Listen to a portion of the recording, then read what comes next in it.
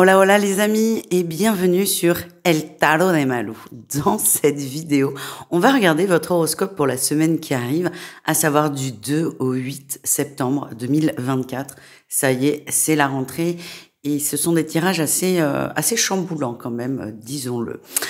Donc comme toujours, je vous invite à ne prendre que ce qui vibre avec vous, ce qui vous fait du bien, ce qui vous permet d'avancer. Si c'est pour se plomber ou être triste, ça n'a pas d'utilité, donc vous laissez de côté.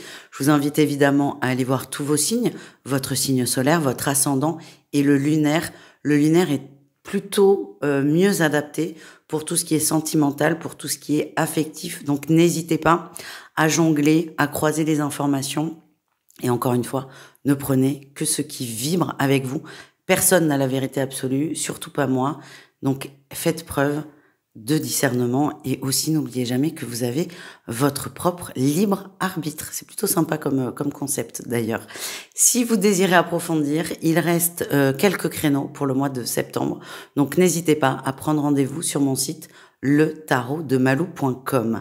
Cette semaine, je ne serai pas trop là. Je prends 3 jours de vacances. Donc on va se passer de quotidienne, mais c'est pas grave, c'est pour mieux revenir la semaine suivante. Donc je vous souhaite une très belle rentrée à tous, je vous fais de gros bisous, je vous dis à tout vite et surtout je vous laisse avec votre signe. Les lions, j'espère que vous allez bien les amis, que vous avez passé un super week-end et que vous êtes prêts à attaquer cette semaine avec beaucoup d'entrain et on va aller voir vos énergies pour la semaine. Non, ça va pas, c'est pas assez mélangé, c'était les cartes du précédent tirage les amis. Allez, qu'est-ce qu'on a pour vous les lions cette semaine du 2 au 8 septembre? Ok, beaucoup de calme. Ouh, c'est une super semaine là. Waouh. Vous avez beaucoup réfléchi à une situation, pris le temps d'observer, pris le temps de ressentir aussi. C'est vraiment votre énergie. Vous êtes connecté à vous, vos émotions, vos ressentis. Et je sens aussi qu'il y a une justesse, une forme de clarté dans une situation. Vous y voyez beaucoup plus clair en fait.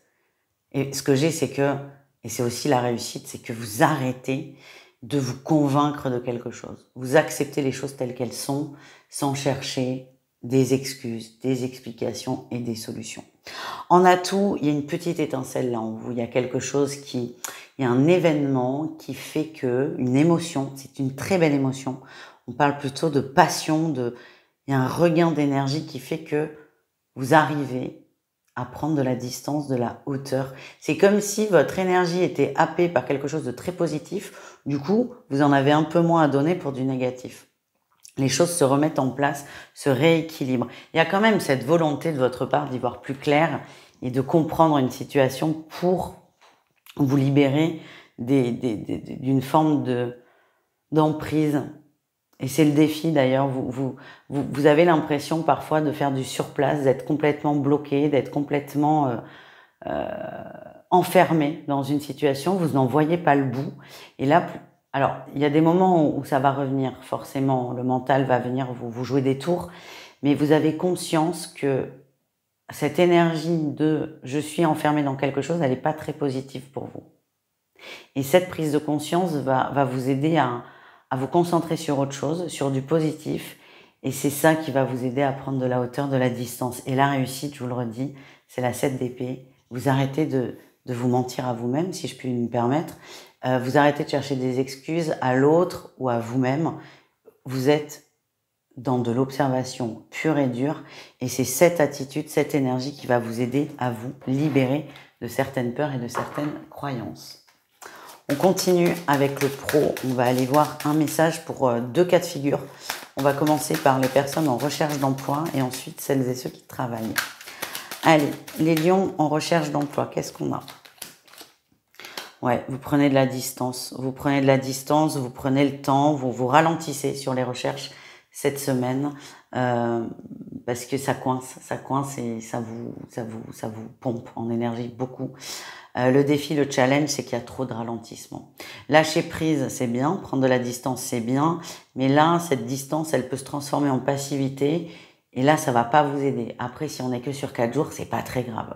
Faut juste éviter que cette énergie s'installe. C'est je lâche prise ou je baisse les bras. Il faut juste trouver le juste équilibre. En tout cas, vous avez besoin de prendre un peu de distance. Ça, c'est clair. Mais quand vous sentez qu'on commence à s'installer dans une routine où on n'est plus en recherche, on n'est plus actif, c'est là où peut-être faudra se dire « Allez, je me rebouge ».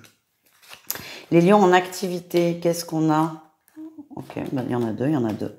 Ok, alors, c'est pas forcément, c'est ni positif ni négatif. Ce que j'ai, c'est que dans le travail, il y a des gens qui ne sont pas très nickel. Ils sont moins droits que ce qu'ils veulent, que ce qu'ils expriment, moins droits que ce qu'ils veulent montrer. L'atout, quand même, c'est que vous y voyez beaucoup plus clair et vous comprenez. Vous comprenez, vous voyez quelqu'un autrement. Peut-être que cette personne a eu de l'emprise aussi sur vous. C'est quelqu'un qui vous a, pour certains, promis monts et merveilles. Vous avez beaucoup de respect pour cette personne. Et là, en prenant de la distance, vous dites, mais attends, il m'a raconté du pipeau. Alors, vous restez dans le respect, vous restez très professionnel, mais le côté positif, c'est que vous y voyez clair dans le jeu des uns et des autres, et du coup, ça ne vous affecte plus. Et cette personne qui a pu avoir de l'emprise sur vous n'en a plus. Ou du moins, on est sur le chemin de couper définitivement cette emprise. Ouais. Très, très libérateur pour vous. On continue, les amis, avec le relationnel en général, les lions. On va aller voir votre atout et votre défi pour la semaine. Alors, votre atout, c'est que vous êtes très droit, très clair, très, très posé dans vos échanges, dans vos intentions aussi. Il n'y a pas de... Il n'y a pas de doute avec vous, il n'y a pas de zone d'ombre. Vous dites les choses sans détour, mais de façon très calme. Je sens pas de choses blessantes et si jamais c'est le cas, vous arrivez à l'exprimer de façon saine.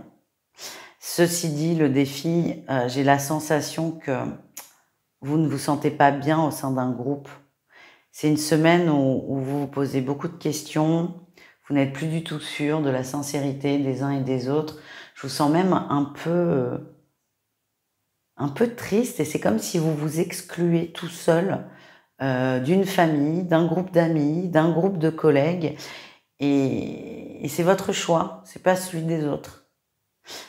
Pourquoi je vous dis ça? Parce que j'ai la sensation que vous allez peut-être en vouloir à des gens et avant de vous agacer, de vous énerver, essayez d'observer vous dans ce groupe et peut-être vous dire attends, si je me sens exclu, si je me sens mis de côté, c'est peut-être moi qui me suis exclu tout seul. Voilà ce que je ressens, les amis. On continue avec votre petit message conseil et on y va de la semaine.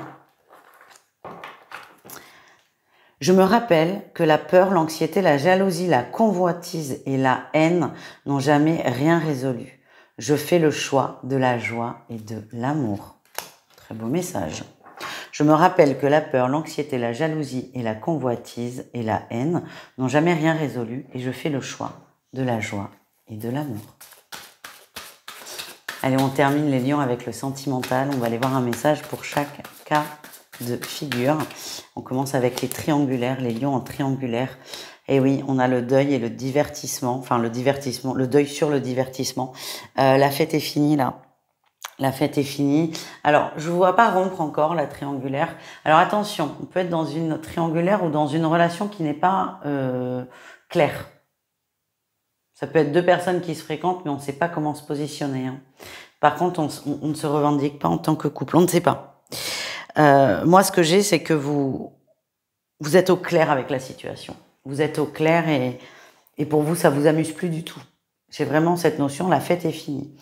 Ça ne vous amuse plus, ça ne veut pas dire encore une fois que vous allez couper la relation, mais par contre, vous allez faire en sorte d'avoir des explications, d'avoir une compréhension et de donner un tournant à cette relation. Soit on évolue, soit on arrête. Vous n'en êtes pas encore là. Ça va arriver quand même assez rapidement. Mais là, vous vous positionnez où ce schéma qui convenait ne vous convient plus et vous le refusez finalement parce que vous ne voulez pas de ça.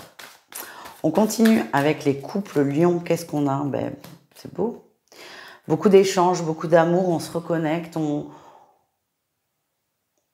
remet un peu de piment dans la relation. Je vois beaucoup de mots doux, des choses qu'on avait oublié de faire ou qu'on avait arrêté de faire. Là, on est plus dans la communication, on reprend, on sort du chéri, pense au pain et on se remet à envoyer des messages enflammés. Ça peut être un peu coquin aussi, il n'y a pas de souci, mais on se remet dans une dynamique de séduction et c'est un petit jeu qui fait du bien à tout le monde et ça renforce un peu le couple, c'est ce que je ressens. Et enfin, les célibataires, ok, on guérit un cœur brisé, on guérit une déception, on guérit une attente qui n'a pas été comblée. On avance pour soi et ça vous fait énormément de bien. Voilà les amis, je vous souhaite une excellente semaine, je vous fais des gros bisous, prenez soin de vous, bonne rentrée si c'est le cas et je vous dis à tout vite. Ciao.